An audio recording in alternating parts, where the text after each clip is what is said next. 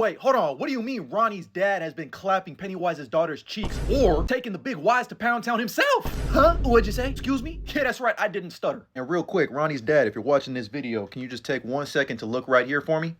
Thank you. And this is why we don't trust attractive white women in horror movie and TV shows. But let's go ahead and talk about that crazy reveal and also what this means for the future of Welcome to Derry. Either way, me and you know what we got to talk about it. So towards the end of episode 5 of Welcome to Derry, we learned that the housekeeper that's been very friendly with Lily's full name is actually Ingrid Kirsch. Now, a lot of you It fans probably know where I'm going with this, but for those that don't know, we got to pick up with a flashback. All the way back to the origins of It taking the form of Bob Gray, otherwise known as the clown, Pennywise. And in case you're unfamiliar, the form that It takes, Pennywise the clown, is actually from a real person. But not only that, this real person, Bob Gray, had a daughter named Periwinkle, who we actually saw in the beginning of episode 3 in the year 1908. And thanks to the credits, she was listed as young Periwinkle. But I find the terminology of young Periwinkle interesting because that infers that there's going to be an older version of Periwinkle later. And every time I see this, I'm never not going to see Padme. But now that we got the confirmation that Ingrid's full name is Ingrid Kirsch, there's a lot of evidence piling up that this is actually a grown-up version of Periwinkle or an extension of It himself. So stay with me. Let me land. And there's always been the lingering question of what happened to Periwinkle after It took Bob Gray's form as Pennywise. Thanks to a couple of shots from teasers of the upcoming episodes, we can see that Ingrid is going to be more heavily involved in the series. As we see her walking up some steps, this is very much clearly Ingrid with the long black hair. But as she's climbing up those steps, we can see through the railings a shot of this wig that Periwinkle wore, as someone is dressing up as an older version of Periwinkle, which we can assume is Ingrid Kirsch. Now pay attention to the silhouette because we've actually already seen this same silhouette show up in last week's episode. The clown who was doing the Spice Adams meme at will. And if you hit that zoom and enhance, that's definitely Periwinkle. Same makeup and everything. Who is most likely Ingrid Kirsch. But now this begs a bigger question. Is Ingrid working for/with Pennywise, or is she just another extension of Pennywise It himself? I mean, either way, Ronnie Daddy is...